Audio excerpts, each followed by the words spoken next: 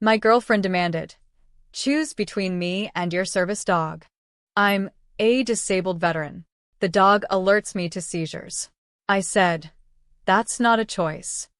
She reported the dog to my apartment as aggressive. When management called me and I explained she'd filed a false report about a medical service animal, I, 29 male, am a medically retired Army veteran, and I live with a traumatic brain injury, TBI, that I picked up during my last tour. It's a hidden disability for the most part, except for the focal seizures. Because of that, I have a Belgian Malinois service dog. He's a 75-pound tactical athlete trained to sense the chemical shifts in my body before I even know a seizure is coming.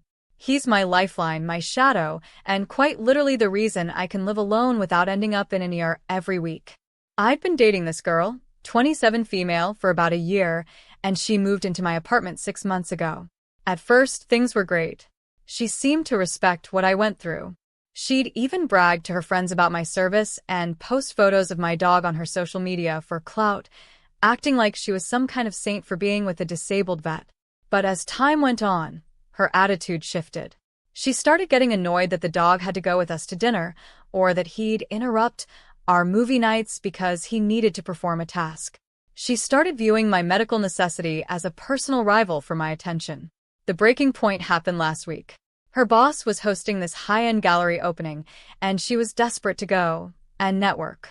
I wanted to support her, but that afternoon, I started feeling the aura, the sensory warning that a seizure is imminent. My dog was already on high alert, nudging my hand and refusing to leave my side. I told her I couldn't go. I needed to stay home, stay low, and let the episode pass safely. She absolutely lost it. She was standing there in this expensive dress, looking at me like I was a burden. She told me she was tired of being second place to a beast and that I used my seizures as an excuse to hold her back. Then she dropped the ultimatum. She looked me dead in the eye and said, "It's him or me. Either the dog goes to a kennel permanently and we live like a normal couple, or I'm out. Choose." I didn't even hesitate. I told her, "That's not a choice. He's medical equipment, and he's my best friend. If you want to leave, the door is right there." She screamed that I was choosing an animal over a human being, packed a bag, and stormed out.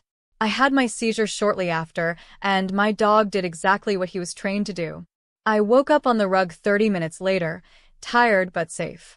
I thought it was over. I was wrong. 2 days later, I got a call from my apartment building's management. The manager sounded incredibly stressed.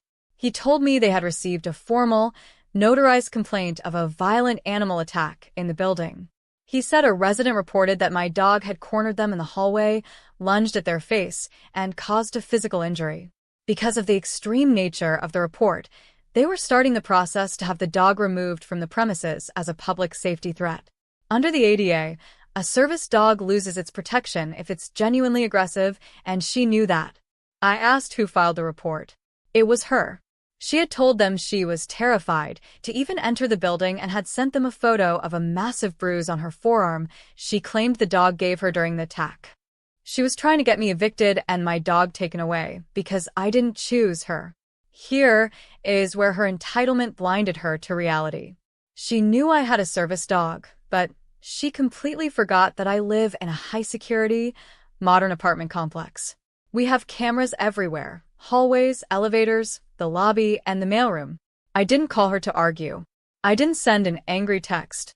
I went straight to the head of security, who is also a vet, and a guy I've grabbed coffee with a few times. We sat down and pulled the footage from the exact time and date she claimed the attack happened in the 4th floor hallway. The footage was chilling. It showed her standing in the hallway by the elevators, completely alone. My dog was nowhere in sight because he was inside the apartment with me. She stood there for a few minutes checking her phone. Then, she looked around, leaned against the corner of a heavy metal mail sorting table, and intentionally smashed her own arm against the sharp edge. She did it 3 times. Then she took a selfie of the mark, adjusted her hair, and walked into the elevator like nothing happened. She hadn't just lied. She had literally mutilated herself to frame a service animal.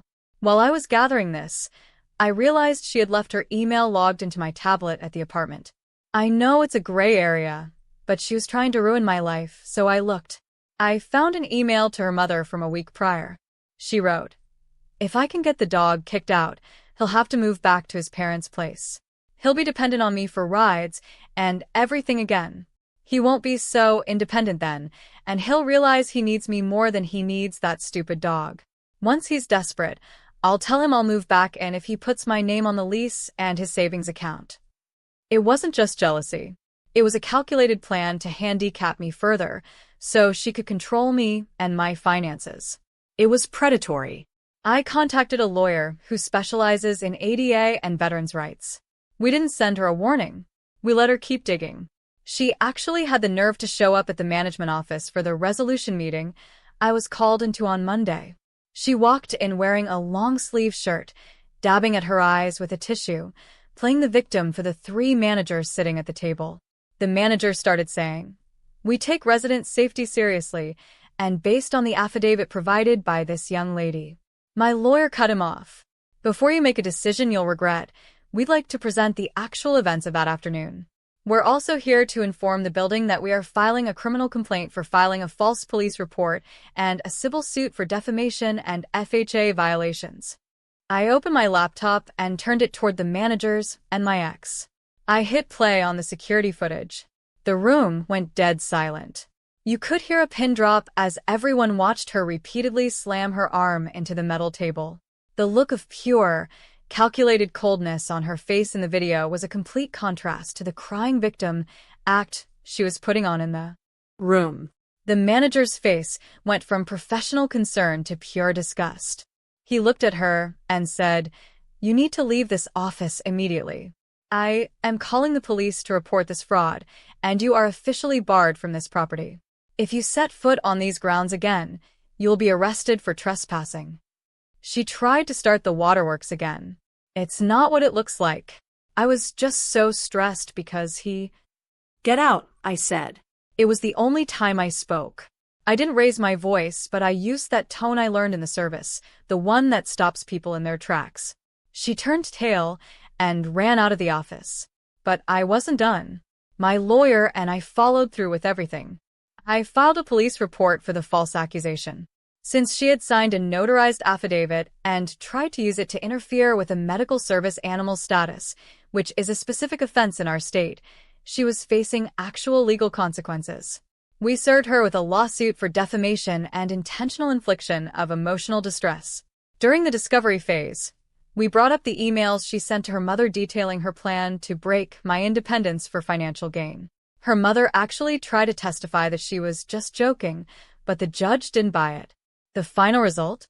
She ended up losing her job because the gallery she worked for found out about the fraud and the criminal charges. They didn't want a documented liar representing their high-end clients. She had to pay a significant settlement that cleared my legal fees, and then some. Most importantly, she's now on a registry that prevents her from living in any of the major managed complexes in this city due to her history of filing fraudulent safety reports.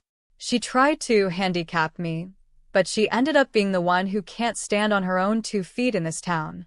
My dog is currently asleep on my feet as I type this, blissfully unaware of the war he helped me win. He's not a choice. He's the best teammate I've ever had. If you want more stories about people finding out that man's best friend has a very protective owner, make sure to subscribe. I promise the karma is always this sweet.